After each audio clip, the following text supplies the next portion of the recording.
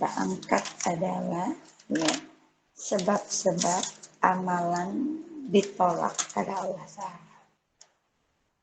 Kita tahu bahwa setiap mukmin juga mukminah.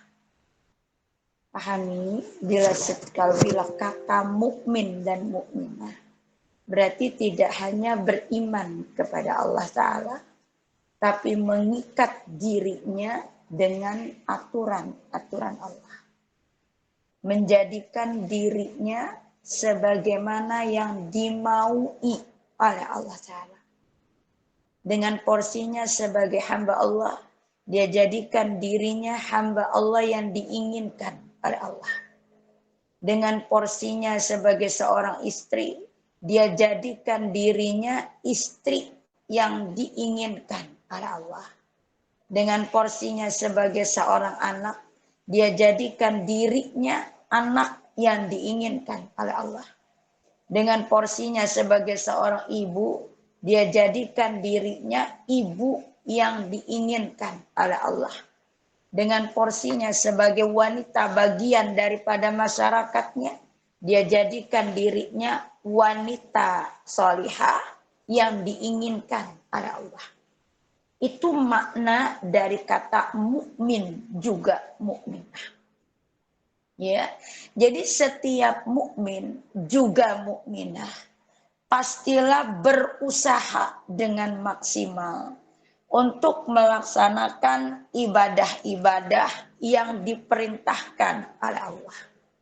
Jadi setiap mukmin pasti berusaha dengan maksimal untuk bisa melaksanakan ibadah-ibadah yang diperintahkan oleh Allah Ta'ala. Satu misal, dia ingin sholat tahajud, maka dia berniat kuat dalam hatinya dan berikhtiar dengan men-setting alarm, kemudian komitmen dengan settingan alarmnya. Ya, lalu juga sebagai hamba Allah yang ingin mengikuti melaksanakan satu syariat sunnah Rasulullah, maka dia berusaha. Ya, satu misal taklim. Taklim itu adalah satu perkumpulan yang dicintai oleh Allah juga Rasulnya. Maka dia berusaha untuk apa? Menyediakan hari dan waktunya untuk mendatangi taklimnya. Sebagai seorang ibu, maka dia harus beramanah kepada anak-anaknya. Dan dia pun berusaha untuk bisa menjadi ibu yang baik bagi anak-anaknya. Yang selalu bisa memberikan yang terbaik untuk anak-anaknya. Dan selalu ada di setiap tumbuh kembang anak-anaknya. Ya. Jadi apa? Setiap mukmin juga mukminah pastilah berusaha dengan maksimal untuk bisa melaksanakan semua ibadah-ibadah yang diperintahkan oleh Allah Ta'ala. Dan berharap ibadahnya yang ia lakukan itu yang masih jauh dari kata baik apalagi sempurna diterima oleh Allah Ta'ala. Dan ada kekhawatiran di hatinya amalan itu ditolak oleh Allah Ta'ala. Ya. Kenapa ada kekhawatiran? Karena ternyata penghuni neraka itu tidak semuanya para pelaku maksiat. Tetapi penghuni neraka itu pun ada dari golongan ahli ibadah. Mana dalil Qur'annya? Surat 88 ayat 1 sampai 7.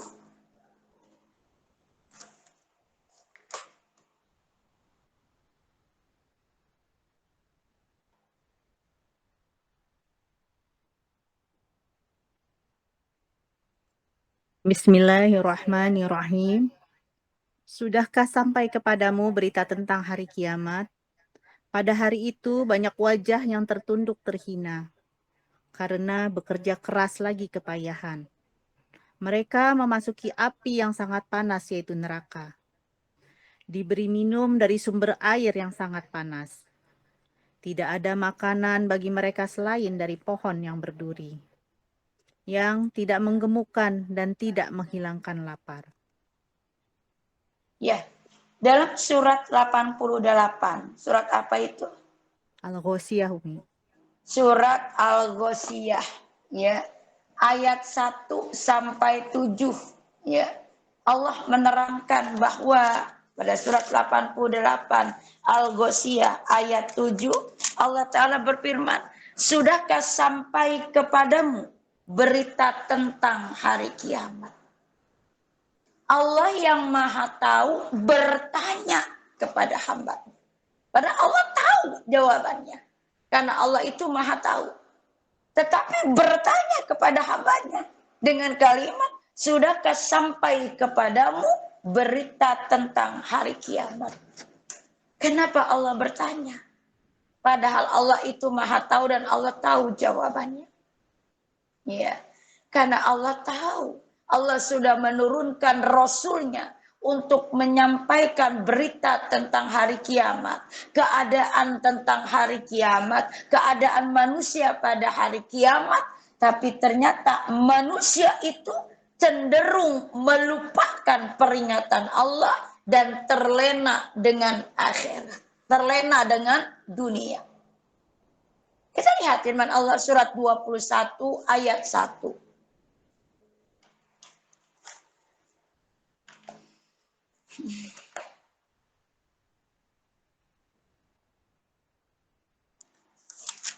Yuk buka, baca.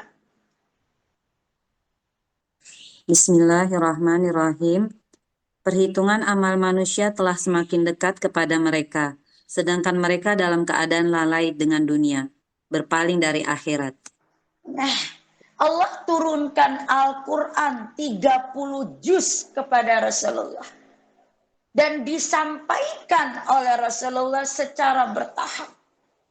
Ya, termasuk ayat ini pun telah disampaikan oleh Rasulullah pada manusia. Yang kata Allah telah semakin dekat kepada manusia perhitungan amal mereka.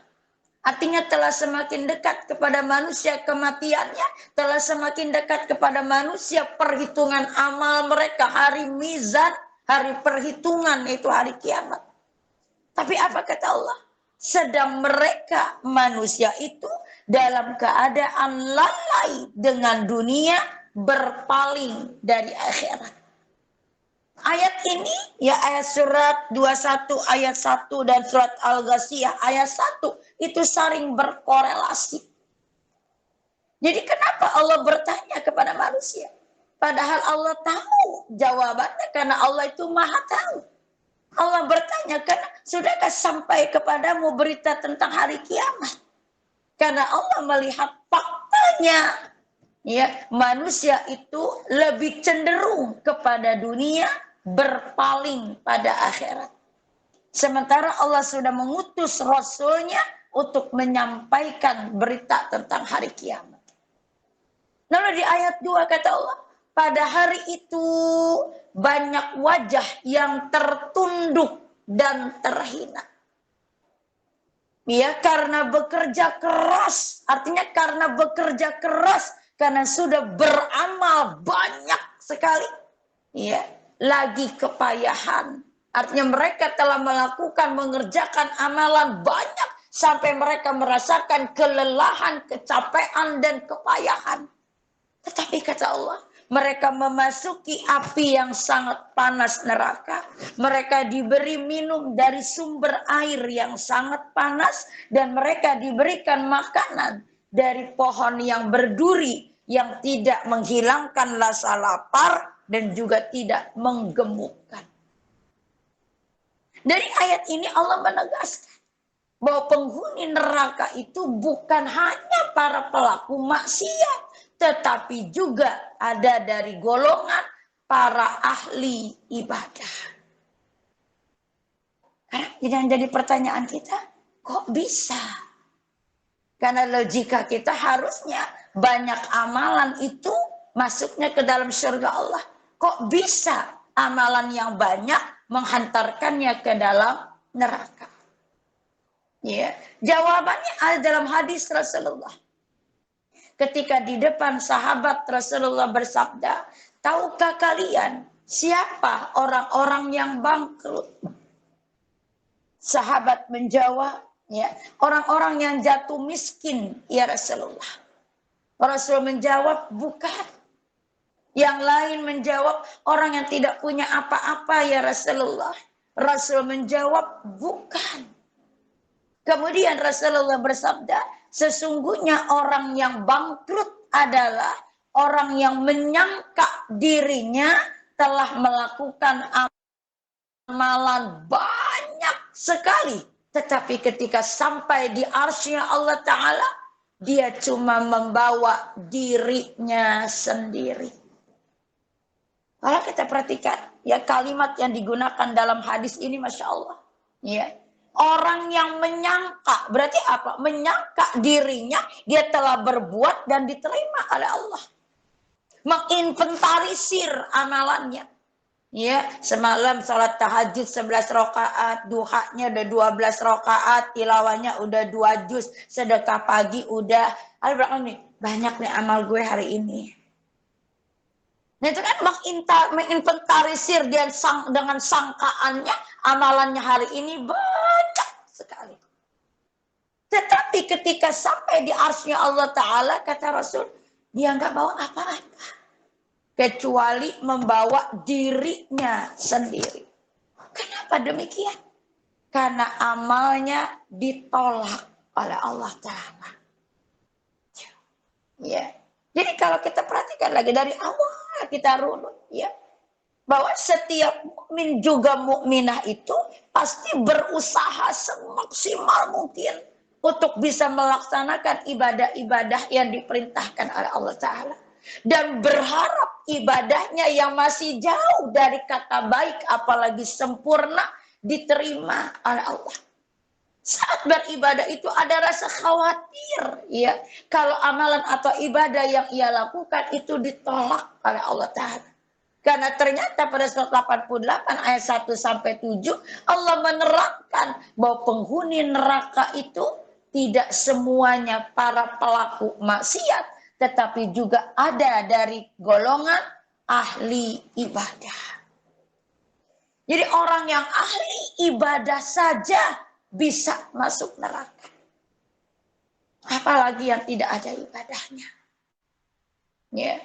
Pertanyaannya sekarang, kalau para ahli ibadah itu masuk neraka, ya, kenapa? Apa sebab, ya, amalan mereka itu ditolak oleh Allah Ta'ala? Jadi para ahli ibadah itu pun bisa masuk neraka karena amalan mereka ditolak oleh Allah Ta'ala. Pertanyaannya, apa sebab amalan-amalan itu ditolak oleh Allah Ta'ala? Ini yang kita bahas. Sebab amalan itu ditolak oleh Allah Ta'ala, yang pertama, amalan itu dilakukan dalam keadaan tidak beriman kepada Allah. Jadi amalan itu yang ia lakukan itu dilakukan dalam keadaan tidak beriman kepada Allah. Tidak beriman artinya tidak meyakini Allah itu sebagai Tuhan. Tidak beriman artinya dia tidak menyembah Allah sebagai Tuhan. Tidak beriman artinya dia pun tidak taat kepada perintah-perintah Allah. Itu tidak beriman. Kalau kita enggak mungkin tidak beriman kepada Allah. Karena setiap kita meyakini bahwa hanya Allah sebagai Tuhan. Hanya Allah yang berhak untuk diibadahi. Hanya Allah yang berhak untuk disembah. Kita meyakini hal ini. Tetapi kita berpotensi besar merusak iman kita. Dengan apa? Dengan meyakini ada seseorang atau sesuatu yang bisa memberikan pertolongan dan perlindungan selain Allah, itu sudah merusak iman kita. Yang amalan apapun, sebesar apapun kita lakukan dalam keadaan iman yang rusak, maka dia akan ditolak oleh Allah Ta'ala. Seperti apa iman yang rusak itu? Ya. Dikatakan tadi meyakini sesuatu atau seseorang yang bisa kasih pertolongan dan perlindungan selain Allah. Artinya apa? Ya, dia meyakini benda ini, sesuatu benda bisa memberikannya rezeki berlimpah. Itu sudah merusak iman kita. Lalu dia meyakini ada seseorang yang bisa menolongnya dan memberikan perlindungan kepadanya selain Allah, ya, itu pun sudah merusak imannya. Jadi apa tuh? Ya, misalnya dia sakit atau kehilangan sesuatu atau meminta sesuatu datang kepada manusia. Ya, dengan apapun sebutannya, tolong beri saya amalan agar rezeki saya lancar. Itu meminta kepada manusia, sudah merusak imannya. Yang terbaik mana? Mintalah kepada Allah. Karena pemilik semua rezeki itu adalah Allah. Tapi kan ikhtiar, kata dia. Ikhtiar itu dengan dekati Allah. Lakukan hal-hal yang dicintai Allah, yang tidak bertentangan dengan syariat Allah, itu ikhtiar. Selagi kita memintanya pada manusia, berarti kita meyakini bahwa manusia ini nih bisa kasih pertolongan selain Allah. Lalu dia mendengarkan, mengiyakan, mengikuti apa yang diperintahkan orang itu pun telah merusak imannya. Yang sebesar apapun amal solehnya, dia akan tertolak di hadapan Allah. Nah, jadi apa? Kalau kita tidak beriman, gak mungkin. Tapi berpotensi besar iman kita yang rusak. Dengan mengakui dan meyakini ada sesuatu atau seseorang yang bisa kasih pertolongan dan perlindungan selain Allah, keyakinan itu sudah merusak iman kita, yang membuat sebesar apapun amal kita ditolak oleh Allah. Kita lihat firman Allah, surat 16 ayat 97, surat 24 ayat 39. 16 ayat 97.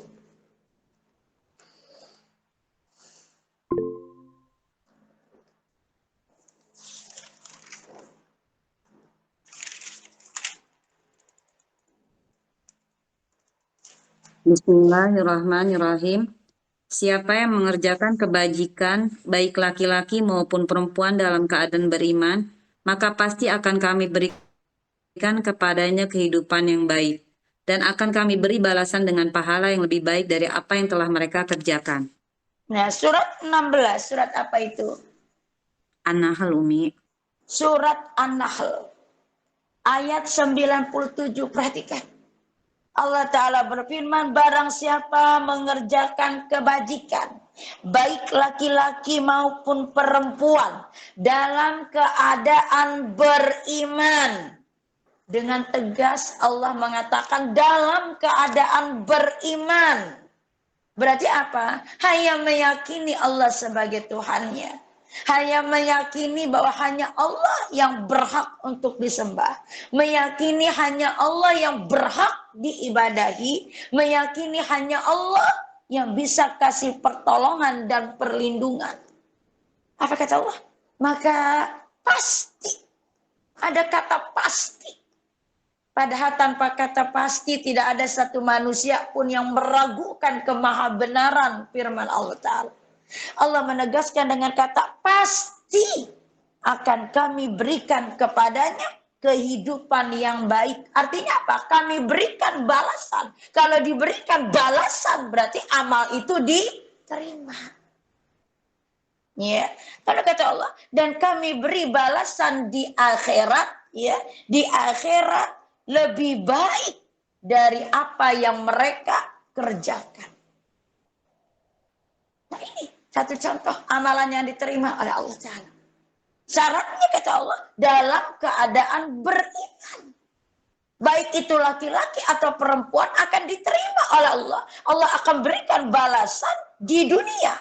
Juga balasan di akhirat lebih baik dari apa yang mereka kerjakan. Kalimat terakhir bersinergi dengan hadis Rasulullah. Yang kata Rasulullah, barang siapa yang mengerjakan amalan akhirat untuk akhirat, maka dia mendapat yang ia lakukan dan balasan di akhirat.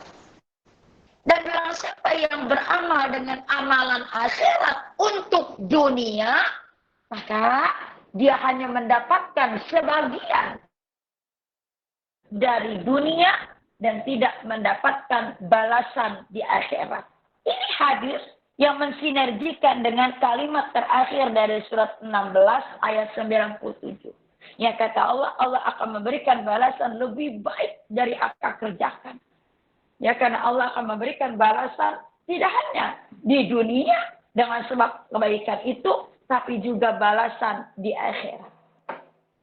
Strategi pembahasan kita ya ada di awal ayat. Yang kata Allah, barang siapa yang mengerjakan kebajikan, baik laki-laki maupun perempuan, dalam keadaan beriman, dengan tegas beriman, kata Allah, maka pasti akan kami berikan balasan kepada mereka. Artinya diterima. Kemudian Allah berikan balasan lebih baik dari apa yang mereka kerjakan, yang ditegaskan oleh Rasulullah, balasannya dunia dan akhirat. Syaratnya beriman. Berikut surat 24 ayat 39. Bismillahirrahmanirrahim. Dan orang-orang yang kafir, perbuatan mereka seperti fata morgana di tanah yang datar, yang disangka air oleh orang-orang yang dahaga. Tetapi apabila didatangi, tidak ada apapun, dan didapatinya ketetapan Allah baginya. Lalu Allah memberikan kepadanya perhitungan amal-amal dengan sempurna, dan Allah sangat cepat perhitungannya. Sebentar, anak saya lagi MPLS ngisi data.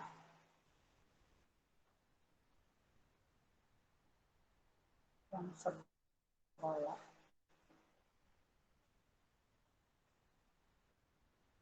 Ya, sekarang kita bahas. Ya, surat 24 ayat 39. Ya, surat 24, surat apa itu? Surat An-Nur, Umi. Surat An-Nur, ayat 39. Kita perhatikan. Dan orang-orang yang kafir. Kalau kafir berarti kan tidak mengimani Allah sebagai Tuhan. Tidak mengimani Allah sebagai yang berhak untuk disembah. Tidak mengimani Allah sebagai yang berhak untuk diibadahi. Apa kata Allah? Perbuatan mereka, artinya amalan mereka, kebajikan mereka, seperti fata morgana di tanah yang datar. Fata morgana, berarti kan kamuflase. Ya, yang disangka air oleh orang-orang yang dahaga. Sekarang kita lihat bagaimana itu. Kalau kita lihat teras di depan rumah kita, saat tengah hari, itu langsung kena terik matahari, kita lihat dari kejauhan. Itu seperti ada gelombang-gelombang air. Nah, atau kalau kita lagi nyetir, di kaca setir itu kalau lagi panas terik, itu pun terlihat seperti ada gelombang-gelombang seperti air. Ya, yang disangka air oleh orang yang dahaga, arti orang yang tak berilmu, disangka air. Ya, tetapi kata Allah, apabila didatangi nggak ada apapun. Kayak tadi lantai kita datangi nggak ada airnya. Di kaca setir kita lihat lebih jelas, nggak ada airnya. Kalau di kacamata, dia orangnya baik ya, banyak loh kebaikannya, banyak loh amalnya. Kata Allah, ya tidak ada apa-apanya. Nah itulah gambaran apa? Ya, gambaran amalan yang dilakukan oleh orang-orang yang tidak beriman kepada Allah.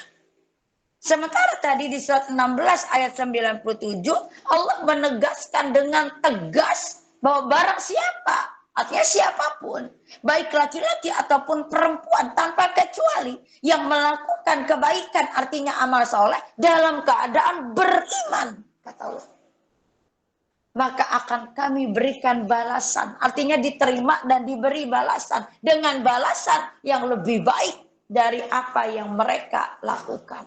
Sementara amalan kebajikan yang dilakukan oleh orang-orang yang tidak beriman kepada Allah, kata Allah, seperti fata morgana, ya, seperti air di tanah yang datar, tetapi bila didatangi dia tidak ada apapun. Jadi tidak ada nilainya di hadapan Allah, tidak diterima dan tidak diberikan nilai oleh Allah Ta'ala. Jadi sebab pertama, amalan itu ditolak oleh Allah Ta'ala, sebesar apapun itu amalan, dilakukan dalam keadaan tidak beriman kepada Allah, atau amalan itu dilakukan dalam keadaan iman yang rusak. Ya. Yang kedua, sebab amalan itu ditolak oleh Allah Ta'ala. Yang kedua, masih memakan harta yang haram. Artinya apa? Saat beramal itu diiringi, disertai dengan masih memakan makanan harta yang haram. Baik dari sumbernya, produknya, ataupun pengolahannya. Allah hanya menerima ibadah dari harta yang didapat dari cara yang halal, dibelanjakan kepada produk yang halal, dan diolah dengan tidak bercampur barang yang haram. Ya, Allah hanya menerima hal itu. Makanya kata Allah, makanlah makanan yang halal dan thayyiban, halal. Sumbernya, produknya, pengolahannya, pengkonsumsiannya, thayyib. Satu misal, dia mendapatkan rezeki dengan cara yang haram. Merampok orang, menipu orang. Lalu apa? Dia jalankan untuk menafkahi keluarga. Menafkahi keluarga itu baik. Tapi karena sumbernya itu caranya haram, maka kebaikannya pun tertolak sebagai ibadah. Dia sudah bekerja, lalu dibersihkan hartanya dengan zakat, infak, dan sedekahnya. Dijadikannya untuk menafkahi keluarganya. Tapi produk yang dibeli adalah barang-barang yang haram. Maka itu pun tertolak sebagai ibadah. Dia sudah bekerja, lalu dia bersihkan hartanya dengan zakat dan infak sedekah. Lalu diberikan kepada produk yang halal. Tapi pengolahannya bercampur dengan yang haram. Maka dia pun akan tertolak sebagai ibadah. Allah hanya menerima sumbernya halal, dibelikan pada produk yang halal, diolah pun dengan cara tidak bercampur dengan yang haram. Kenapa? Ya, kok masalah beramal itu digandengkan dengan memakan makanan yang haram? Karena ternyata apapun yang kita makan itu akan menumbuhkan daging, ya. Apabila produknya sumbernya baik, lalu produknya baik, pengolahannya baik, maka akan tumbuh menjadi daging yang baik. Bila sumbernya haram, produknya haram, pengolahannya haram, maka apa yang kita makan menjadi daging yang haram, yang tidak hanya membuat amalan kita ditolak oleh Allah Ta'ala, tetapi doa kita pun tidak akan sampai kepada Allah Ta'ala. Yang dalam hadis Rasulullah bersabda, ibadah yang disertai, berarti masih diiringi dengan memakan makanan yang haram, sama saja seperti engkau mendirikan bangunan di atas pasir. Kita tahu, kalau tanah itu tanah pasir, sekuat apapun pondasi bangunan itu tidak akan bisa berdiri dengan kokoh. Karena kontur pasir merupakan tanah yang bergerak dan bukan tanah padat.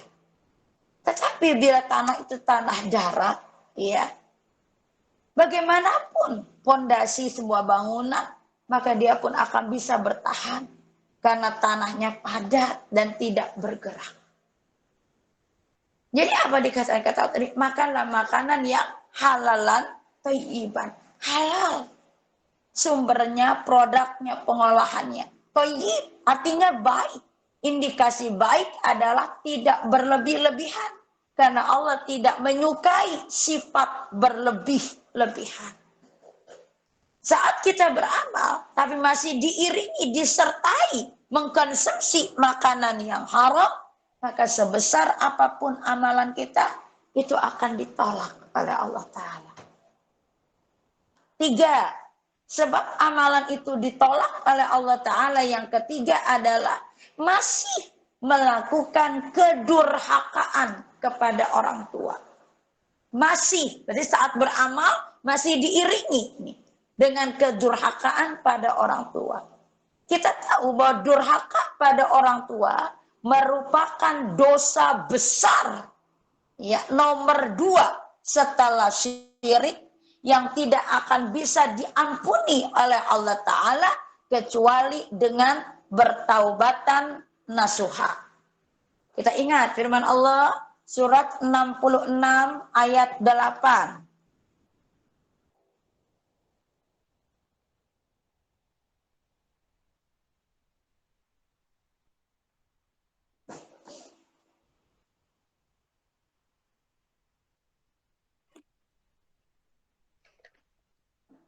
Bismillahirrahmanirrahim. Wahai orang-orang yang beriman, bertobatlah kepada Allah dengan tobat yang semurni-murninya. Mudah-mudahan Tuhan kamu akan menghapus kesalahan-kesalahanmu dan memasukkan kamu ke dalam surga-surga yang mengalir di bawahnya sungai-sungai. Pada hari ketika Allah tidak mengecewakan Nabi dan orang-orang yang beriman bersama dengannya. Sedang cahaya mereka memancar di hadapan dan di sebelah kanan mereka sambil mereka berkata, "Ya Tuhan kami, sempurnakanlah untuk kami cahaya kami dan ampunilah kami. Sungguh Engkau Maha Kuasa atas segala sesuatu." Nah, ya. Kita perhatikan firman Allah surat 66 ayat 8.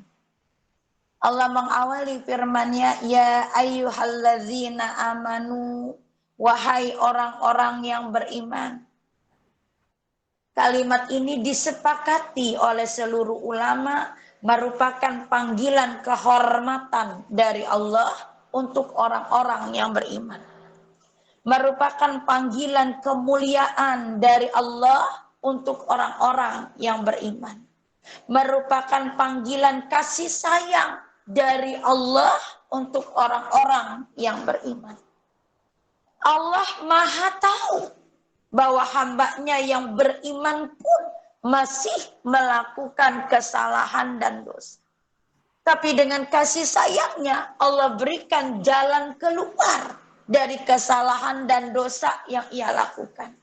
Allah tidak ingin hambanya yang beriman ini berlarut-larut dalam kesalahan dan dosa yang ia lakukan. Dengan cinta dan kasih sayang Allah, Allah berikan jalan keluar dengan tubu ilallah, bertobatlah kepada Allah. Dengan perintah tubu ilallah itu menegaskan bahwa Allah Maha tahu bahwa hambanya yang beriman ini pun pasti melakukan kesalahan dan dosa. Satu misal, ya, kesalahan dosa itu bentuknya adalah kedurhakaan kepada orang tua. Tubu ilallah, kata Allah. Bertobatlah kepada Allah. Dan dalam hadis kata Rasulullah, bersegeralah bertobat kepada Allah. Karena tobat itu tidak akan diterima saat ruh berada di kerongkongan. Di sebagian ulama dikatakan tobat itu adalah kewajiban yang harus dilakukan oleh setiap orang-orang beriman. Oleh setiap manusia secara umumnya sekali seumur hidupnya. Taubat yang diinginkan oleh Allah Ta'ala adalah taubatan nasuha. Taubat yang semurni-murninya. Taubat yang sungguh-sungguh. Sebuah taubat dikatakan sungguh-sungguh bila taubatnya itu dilandaskan kepada satu penyesalan. Taubat itu dikatakan sungguh-sungguh bila berlandaskan kepada dua, ya, dilakukan dengan penuh kesadaran. Lalu taubat itu dikatakan sungguh-sungguh bila berlandasan kepada yang ketiga, takut kepada Allah. itu dikatakan taubatan nasuha. Berarti apa? Dia sadar telah melakukan kesalahan. Lalu nyesel, kemudian dia takut kepada Allah. Yang ketakutannya itulah membimbing dirinya untuk kembali kepada Allah. Dengan mengawalinya dengan sesuatu yang baik, yaitu taubatan nasuha. Taubat yang sungguh-sungguh, yang di dalamnya ada perjanjian antara dirinya dengan Allah, tidak akan mengulanginya kembali. Ya. Jadi isi daripada taubat adalah istighfar dan banyak kebaikan. Karena kata Rasulullah, istighfar menghapus kesalahan, kebaikan menutupi bekas-bekas kesalahan. Di hadis Rasul yang lain kata Rasul, iringi keburukan itu dengan kebaikan. Ya. Dan dengan taubat itu kita tahu ya, sesuatu yang diperintahkan oleh Allah itu adalah kebaikan untuk kita. Di sini Allah perintahkan kita untuk bertobat. Taubat itu adalah kebaikan untuk kita, bukan untuk Allah. Saat kita mentaati perintah Allah, melakukan bertobat kepada Allah, berarti kita melakukan ketaatan, melakukan kebaikan yang Allah akan balas dengan kebaikan. Surat 55 ayat 60.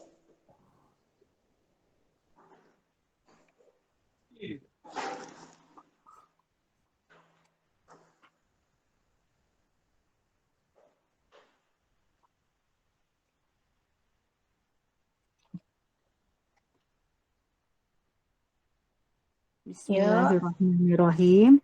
Tidak ada balasan untuk kebaikan selain kebaikan pula. Ya, surat 55. Surat apa itu? Surat Ar-Rahman, Umi. Surat Ar-Rahman ayat 60. Allah Ta'ala berfirman, hal jazaul ihsani ilal ihsan. Tidak ada balasan kebaikan kecuali kebaikan pula. Setiap perintah Allah itu adalah kebaikan. Saat kita taati kebaikan itu, maka Allah pun akan membalas dengan kebaikan. Taubat adalah perintah Allah yang di dalamnya ada kebaikan untuk kita. Saat kita lakukan taubat itu dengan kesadaran penuh penyesalan, ya, takut kepada Allah dan ada janji nggak akan mengulanginya kembali, Allah akan membalas kebaikan itu dengan asa rabbukum, mudah-mudahan Tuhanmu ayyukaffir ankum sayiatikum, menghapuskan semua kesalahan-kesalahanmu. Berarti dengan taubat itu, yang isi taubat istighfar dan memperbanyak kebaikan, itu mampu menghapuskan kesalahan-kesalahan kita. Kemudian kebaikan ya dari taubat tadi kata Allah, wa yudkhilakum jannatin tajri min tahtihal anhar. Allah akan masukkan kamu ke dalam surga yang mengalir sungai-sungai di bawahnya. Artinya surga yang dipenuhi dengan kenikmatan. Siapapun kita, bagaimanapun kualitas iman dan amaliyah kita, yang secara jujur amal kita masih jauh dari kata baik apalagi sempurna, pastilah menginginkan mendapatkan surganya Allah Ta'ala. Syaratnya kembali kepada Allah dengan taubat. Isi taubat, istighfar dan memperbanyak kebaikan. Nah, ya. Dan taubat itu pun mampu menghapuskan ya kedurhakaan kepada orang tua. Saat amalan dilakukan dalam keadaan melakukan kedurhakaan kepada orang tua, itu akan ditolak oleh Allah Ta'ala. Durhaka pada orang tua merupakan dosa besar yang kedua setelah syirik. Durhaka kepada orang tua tidak hanya dengan mulut ataupun dengan sikap, tapi juga dengan mencela orang tua kita melalui mulut orang lain dan juga dengan pandangan. Ya. Jadi bentuk kedurhakaan pada orang tua itu tidak hanya mulut ngebantah, tidak hanya sikap ya dengan menyakiti orang tua, tapi juga dengan mencela orang tua kita melalui mulut orang lain. Hal ini bersinergi dengan hadis Rasulullah. Kata Rasulullah, durhakalah seorang anak yang mencela orang tuanya. Sahabat bilang, ya Rasulullah, bagaimana mungkin seorang anak mencela orang tuanya? Rasul menjawab, ia mencela orang tua orang lain dan orang itu membalas mencela orang tuanya. Maka dia telah mencela orang tuanya sendiri melalui mulut orang lain. Nah tuh. Dan secara jujur itu pernah kita lakukan. Pada zaman-zaman kita SD, SMP, juga SMA. Karena pergaulan yang tidak didasari dengan ilmu. Kita suka memanggil, mencela orang tua teman kita. Dan teman kita ngebales mencela orang tua kita. Itu artinya kita telah mencela orang tua kita sendiri melalui mulut orang lain. Dan itu bentuk kedurhakaan kepada orang tua. Yang dampaknya sebesar apapun amalan yang kita lakukan, ditolak oleh Allah Ta'ala. Tapi kita kan nggak tahu. Nah, kata Rasulullah, tidak ada dosa bagi orang yang tidak tahu. Saat ini kita tahu, itu merupakan dosa, maka itu bentuknya kedurhakaan, maka bersegeralah kembali kepada Allah. Dengan bertobat kepada Allah, perbanyak istighfar. Ya. Lalu juga bentuk kedurhakaan pada orang tua bisa melalui pandangan. Yang Imam Ja'far As-Siddiq berkata, barang siapa yang memandang kedua orang tuanya atau salah satunya dengan pandangan kesel, dengan pandangan marah, dengan pandangan benci, maka sholatnya tidak akan diterima. Perhatikan ucapan Imam Ja'far As-Siddiq ini. Ya, durhaka pada orang tua ya digandeng dengan sholat. Durhaka pada orang tua merupakan dosa besar. Digandeng dengan amalan sholat yang merupakan amalan terbesar bagi setiap muslim. Amalan terpenting dalam kehidupan setiap muslim. Amalan penentu. Ya, sholat itu adalah penentu bagi amalannya yang lain. Yang kata Rasulullah, as-sholatu imaduddin. Sholat itu tiang agama. Ya. Di hadis Rasul yang lain dikatakan sholat adalah pemisah antara keimanan dan kesyirikan. Di hadis Rasul yang lain dikatakan sholat adalah amalan yang pertama kali dihisab oleh Allah Ta'ala ya, atas seorang hamba. Hanya karena kedurhakaan kepada orang tua, sholat kita ditolak oleh Allah. Kalau sholat sang tiang agama ini ditolak oleh Allah Ta'ala, maka bagaimana nasib amalan-amalan kita yang lain? Sudah kepikir jadinya.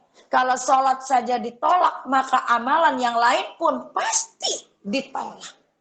Karena sang tiangnya itu pun dirubuhkan oleh Allah, maka amalan yang lain pun tidak akan bisa menyandar di tiang-tiang tersebut.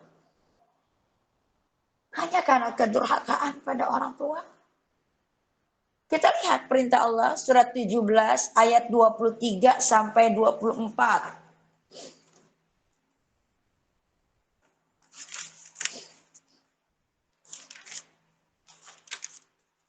Surat 17 ayat 23 sampai 24.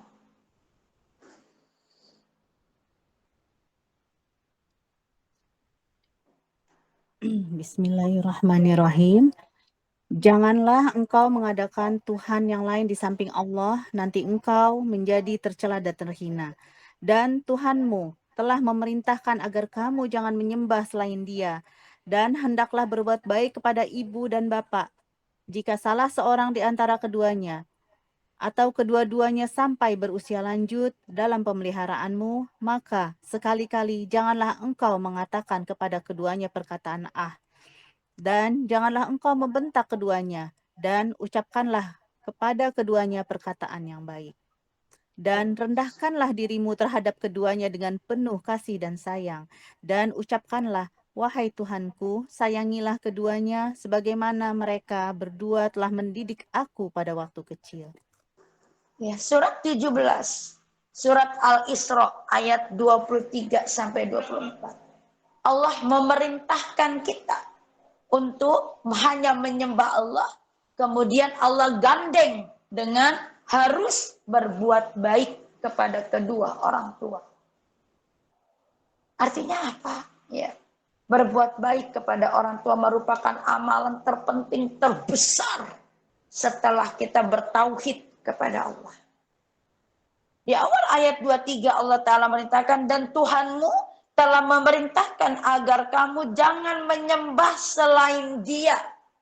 Berarti apa? Memurnikan keimanan kita dengan keyakinan hanya Allah Tuhan kita, hanya Allah ya zat yang berhak disembah, hanya Allah zat yang berhak untuk diibadahi, enggak ada yang lain.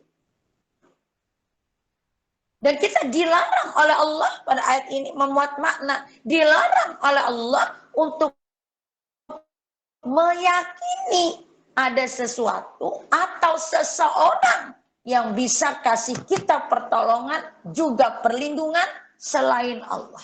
Makanya Allah bilang, dan Tuhanmu telah memerintahkan agar kamu ya jangan menyembah selain Allah. Ya. Kemudian kata Allah, dan hendaklah berbuat baik kepada ibu bapak. Berbuat baik pada ibu bapak. Ya. Bentuknya apa? Ya, jangan berkata berarti berkata kasar. Ya.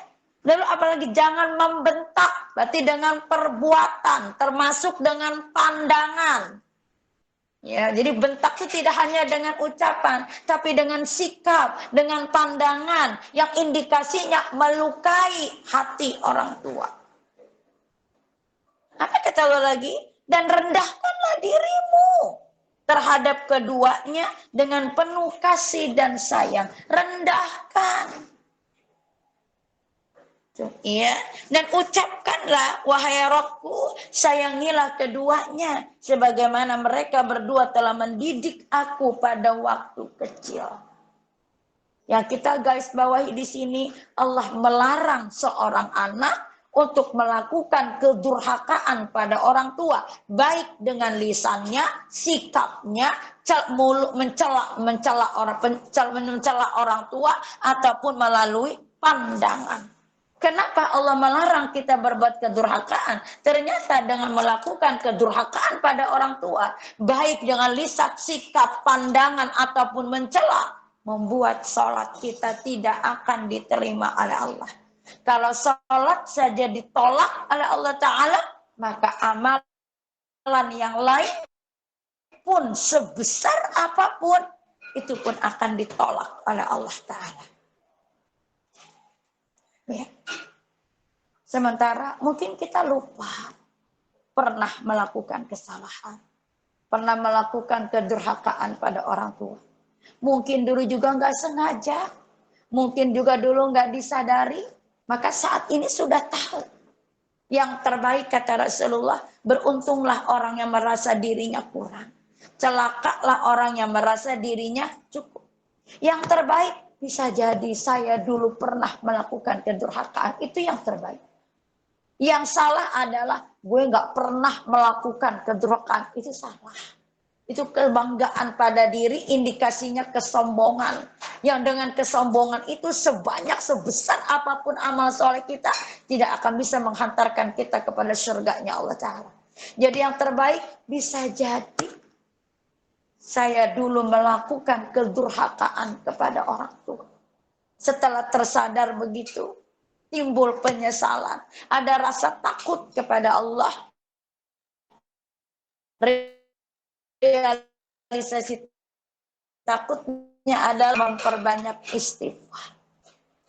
Apalagi kita berada di akhir bulan Zulhijjah. Insya Allah minggu depan kita akan masuk pada bulan Muharram, di mana maupun Zulhijjah ataupun Muharram adalah bulan-bulan yang diharamkan oleh Allah Ta'ala. Muharram pun dikatakan syahrullah, yang kata Rasul sebaik-baik bulan setelah Ramadan adalah syahrullah, bulan Allah, yaitu bulan Muharram. Maka amalan yang terbaik di selama bulan Muharram adalah bertobat kepada Allah. Kenapa bertobat? Karena 1 Muharram kan perhitungan awal tahun dalam Islam. maka buka dengan cara yang baik. Agar apa? Agar dalam setahun itu harapan kita selalu dalam bimbingan Allah. Agar tetap baik, dalam keadaan baik, melakukan kebaikan bersama orang-orang yang baik. Ya. Jadi durhaka kepada orang tua, baik oleh lisan, sikap, mencela ataupun pandangan, membuat sholat kita pun ditolak oleh Allah Ta'ala. Yang keempat, ya, sebab amalan itu ditolak oleh Allah Ta'ala. Yang keempat, masih melakukan gibah. Masih berarti saat beramal itu diiringi dengan melakukan gibah. Kita tahu lisan adalah satu-satunya organ tubuh manusia yang paling banyak mendatangkan dosa. Lisan adalah satu-satunya manusia, organ tubuh manusia yang sebanyak apapun amal solehnya, bila lisan itu tidak terjaga, tetap menghantarkannya ke surga, ke nerakanya Allah Ta'ala. Dan salah satu penyakit lisan itu adalah gibah. Gibah itu adalah menceritakan aib kekurangan seseorang yang betul ada pada orang tersebut, yang apabila ia tahu aibnya dibicarakan, maka ia akan marah. Itu gibah. Sementara membicarakan sesuatu yang tidak ada pada seseorang, itu namanya fitnah. Nah, ini membicarakan sesuatu yang benar ada pada dia, yang merupakan aib dan kekurangan. Apabila dia tahu aib kekurangannya dibicarakan, dia akan marah. Itu adalah gibah. Dan penyakit gibah ini didominasi oleh perempuan. Kok bisa? Ingat kata Rasulullah, ketika aku dimi'rajkan, ditemani oleh malaikat Jibril, aku melihat neraka itu disesaki oleh perempuan. Aku bertanya kepada Jibril, wahai Jibril, kenapa neraka itu dipenuhi oleh perempuan?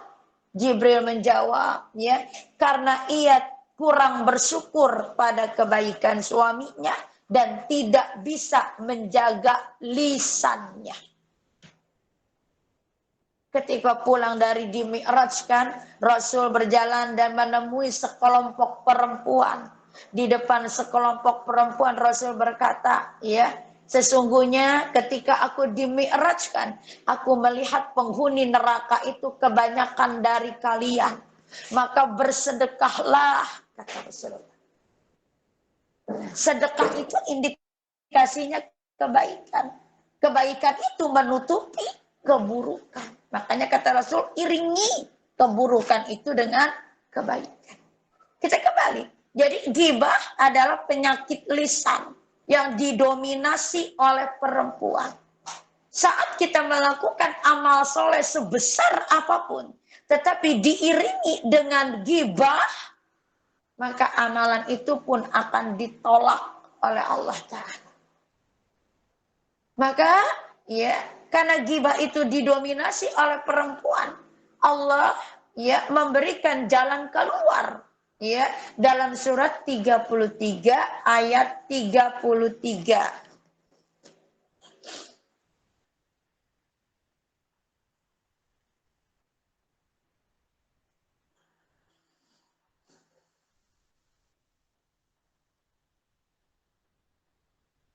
Bismillahirrahmanirrahim. Dan hendaklah kamu tetap di rumahmu, dan janganlah kamu berhias dan bertingkah laku seperti orang-orang jahiliyah dahulu. Dan laksanakanlah sholat, tunaikanlah zakat, dan taatilah Allah dan Rasul-Nya. Sesungguhnya Allah bermaksud hendak menghilangkan dosa dari kamu, wahai ahlul bait, dan membersihkan kamu sebersih-bersihnya. Ya, surat 33, surat apa itu? Al-Ahzab. Surat Al-Ahzab ayat 33. Ayat ini Allah peruntukkan untuk para perempuan yang bahasa Qur'annya ahlul bait, ahli rumah. Itu kan perempuan, ahli rumah. Iya. Apa kata Allah? Dan hendaklah kamu tuh para perempuan, tetap di rumahmu. Perhatikan, kata yang digunakan hendaklah. Artinya kalau bisa, baiknya, bagusnya, perempuan itu tetap di rumah. Kata hendaklah bukan berarti melarang perempuan itu keluar rumah. Silakan bila ada kebutuhan. Ya, tetapi bila tidak ada kebutuhannya, maka tidak usah keluar rumah. Kenapa perempuan itu bila tidak ada kebutuhan dilarang keluar rumah? Karena kata Rasulullah, selangkah saja perempuan itu keluar dari rumahnya, maka setan itu akan menghiasinya. Apa maksudnya? Saat perempuan itu keluar rumah, maka perbuatan dosa pun seperti tidak tampak sebagai sebuah dosa. Ia cenderung mengikutinya, larut dalam perbuatan dosa itu. Karena fitrahnya perempuan adalah makhluk lemah. Lemah di sini artinya tipis rasa takutnya kepada Allah. Sehingga apa? Cenderung mengikuti syahwatnya. Ya, jadi kata Allah, dan hendaklah kamu tetap di rumahmu. Supaya apa? Terjaga, bisa meminimalisir ya resiko daripada lisan. Dan perintah Allah ini kata Allah apa? Karena Allah bermaksud hendak menghilangkan dosa kamu sebersih-bersihnya. Jadi Allah minta nih perempuan diem di rumah. Dengan begitu kata Allah, Allah hendak membersihkan kamu sebersih-bersihnya. Bukan berarti dilarang keluar rumah. Silakan bila kebutuhan. Tetapi yang dilarang bila tidak ada kebutuhannya keluar rumah. Ya karena saat keluar rumah, perempuan itu akan dihiasi oleh setan. Yang artinya apa? Ya dia tidak akan pernah bisa memandang perbuatan dosa itu sebagai sebuah dosa. Dia cenderung mengikutinya. Jadi saat kita beramal, disertai dengan melakukan ghibah, membicarakan aib orang lain, maka sebesar apapun amalan kita ditolak oleh Allah Ta'ala. Saking berbahayanya kata Rasulullah, berkatalah kata-kata yang baik, kalau enggak diam. Umar bin Khattab berkata, jangan banyak bicara. Kalau banyak bicara, banyak salah. Kalau banyak salah, banyak dosa. Bila banyak dosa, maka neraka tempatnya. Ya. Lalu yang berikutnya, sebab amalan itu ditolak oleh Allah Ta'ala adalah tidak ikhlas. Arti ikhlas adalah memurnikan niat. Arti ikhlas adalah memurnikan niat beramal. Karena Allah, tekniknya ikhlas karena Allah, tujuannya pun cuma ya untuk mendapatkan ridho Allah. Ini ikhlas. Ya. Jadi saat tidak ikhlas, berarti saat tidak ikhlas ada niat-niat lain selain Allah. Isinya apa berarti? Ria. Saat dia beramal tidak ikhlas, arti indikasi tidak itu ada unsur ria. Ria itu apa? Ada sedikit niat agar amal itu dilihat manusia dan mendapatkan pujian manusia. Saat dilihat manusia ada rasa ujub, maka tidak ikhlas itu indikasinya tidak hanya ria, tapi ada rasa ujub, bangga pada diri sendiri. Saat kita beramal sebesar apapun, tapi ada unsur tidak ikhlas dengan indikasi ria, mengharapkan pujian manusia, ataupun ada indikasi bangga pada amalan ini, maka sebesar apapun amalan ini ditolak oleh Allah Ta'ala. Ya, tidak ikhlas. Ya, makanya apa kata Rasulullah? Tangan kanan memberi, tangan kiri nggak usah tahu. Memang beramal itu boleh terang-terangan, boleh. Tetapi lebih baik sembunyikan. Ya, kenapa sih sembunyikan? cukup Allah yang menjadi saksi atas apa yang aku lakukan dan apa yang kamu lakukan. Kan gitu. Ya, yang kata ulama dikatakan, ya, tidak mengapa kita tidak dikenal oleh manusia. Tetapi kita justru khawatir saat kita tidak dikenal oleh Allah Ta'ala. Kenapa Allah tidak kenal? Ya, maka karena amalan kita tidak ada. Tidak ada amalan terbaik dalam diri kita. Tidak ada amalan yang kita bisa unggulkan di hadapan Allah. Itu yang kita tidak dikenal. Maka tidak mengapa orang nggak kenal kita. Tapi kita khawatir saat kita ya tidak dikenal oleh Allah. Saat kita beramal, kita tidak merindukan atau mengharapkan ucapan terima kasih kepada orang lain. Jadi yang disebut ikhlas itu adalah saat kita beramal tidak mengharapkan ucapan terima kasih kepada orang lain. Ya, tetapi bila kita mendapatkan kebaikan dari orang lain, kata Rasulullah, doakan orang tersebut. Belum berterima kasih kepada Allah sebelum berterima kasih kepada perantara rezeki dari Allah. Jadi saat kita yang beramal, kita nggak mengharapkan ucapan terima kasih orang lain ataupun feedback dari orang lain. Tapi saat kita mendapatkan kebaikan dari orang lain, kata Rasulullah, ya, belum bersyukur pada Allah sebelum berterima kasih kepada manusia. Berarti apa? Alhamdulillah, terima kasih ya. Lalu kata Allah, kata Rasulullah, doakan dia. Berarti apa? Jazakillah khair, terima kasih.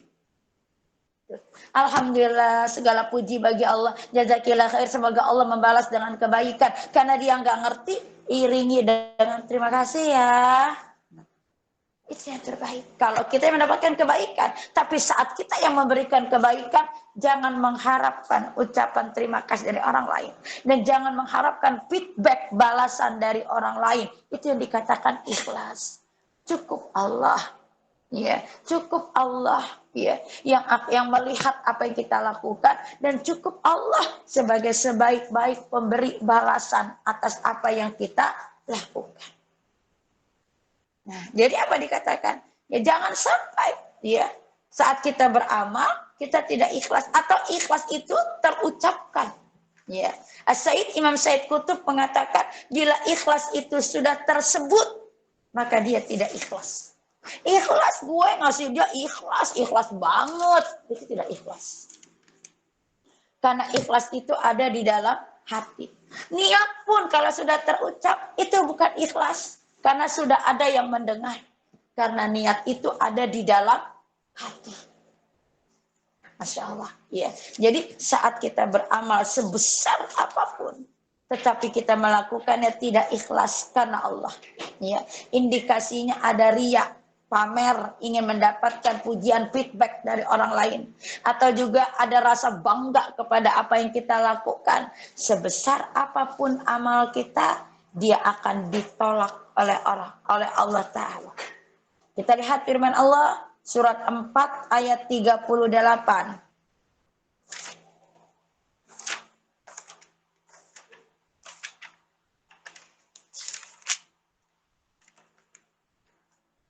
Bismillahirrahmanirrahim. Dan juga orang-orang yang menginfakkan hartanya karena ria kepada orang lain, ingin dilihat dan dipuji. Dan orang-orang yang tidak beriman kepada Allah dan kepada hari kemudian. Barang siapa menjadikan setan sebagai temannya, maka ketahuilah, dia setan itu adalah teman yang jahat. Nah, surat 4 ayat 38.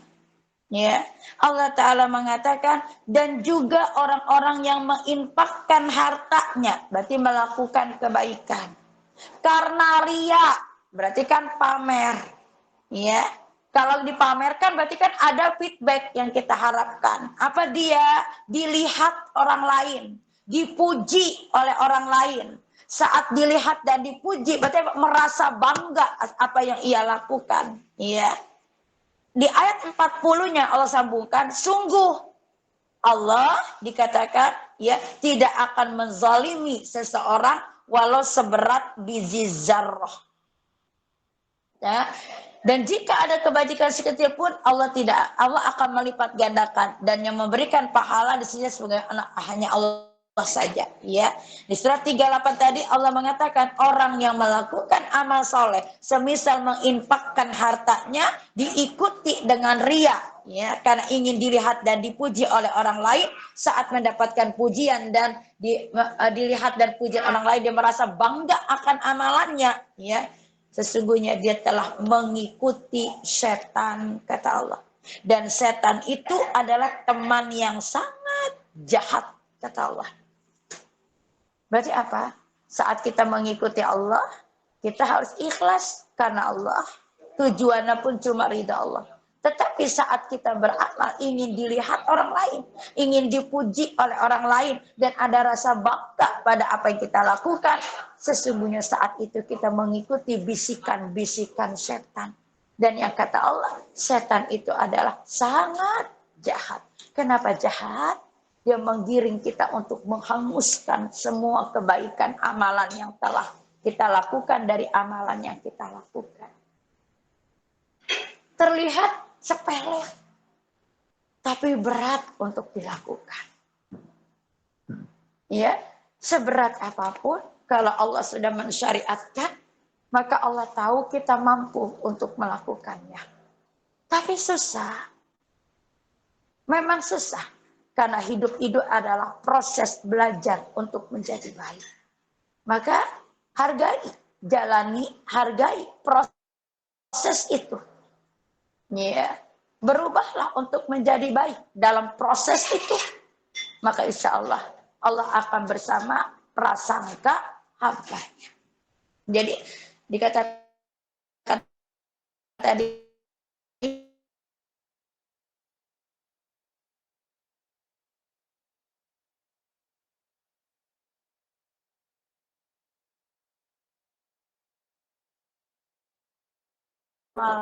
mereka ditolak oleh Allah Ta'ala. Sebab amal itu ditolak, satu tadi dilakukan dalam keadaan tidak beriman atau dalam keadaan iman yang rusak. Dua, amalan itu dilakukan dalam keadaan memakan harta yang haram. Maka selektiflah dalam memakan makanan, baik sumbernya, produknya, ataupun pengolahannya. Karena apa yang kita makan akan menjadi daging dalam tubuh kita.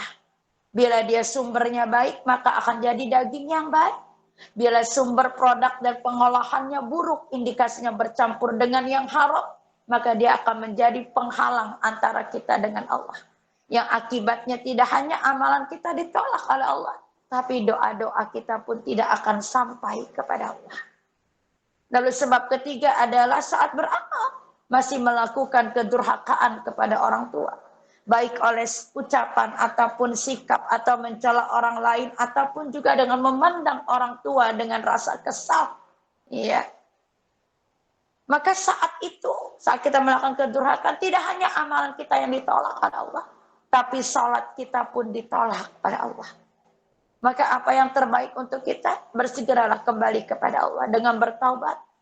Karena hanya dengan taubat Allah akan hapuskan kesalahan-kesalahan yang besar, dosa-dosa yang besar, semisal durhaka pada orang tua. Di mana isi taubat adalah perbanyak istighfar dan lakukan banyak kebaikan. Lalu yang keempat adalah melakukan ghibah, artinya membicarakan orang lain. Maka solusinya adalah jangan terlalu banyak diam, jangan terlalu banyak keluar rumah. Perbanyaklah diam di rumah. Karena sesungguhnya surganya perempuan itu ada di dalam rumah. Tidak bisa memilih lisan untuk menggibah orang lain. Lalu yang keempat adalah tidak ikhlas.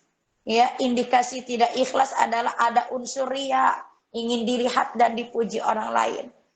Indikasi tidak ikhlas adalah adanya rasa ujub, bangga diri terhadap amalan yang dilakukan.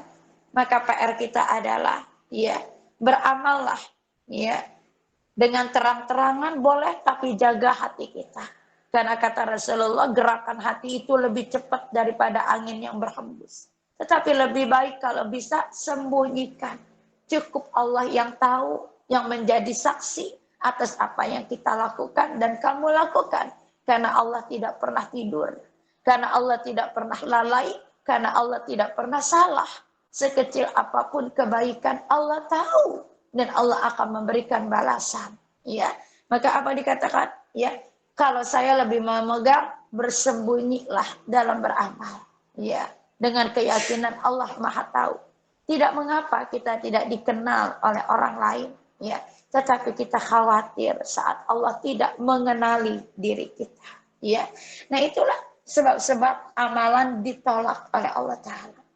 Mudah-mudahan dengan wacana ini kita bisa menjaga amalan kita agar tidak hancur, tidak lebur, sehingga menjadikan diri kita orang-orang yang bangkrut, ya, yang saat kita bertemu dengan Allah Ta'ala nanti kita tidak membawa apa-apa.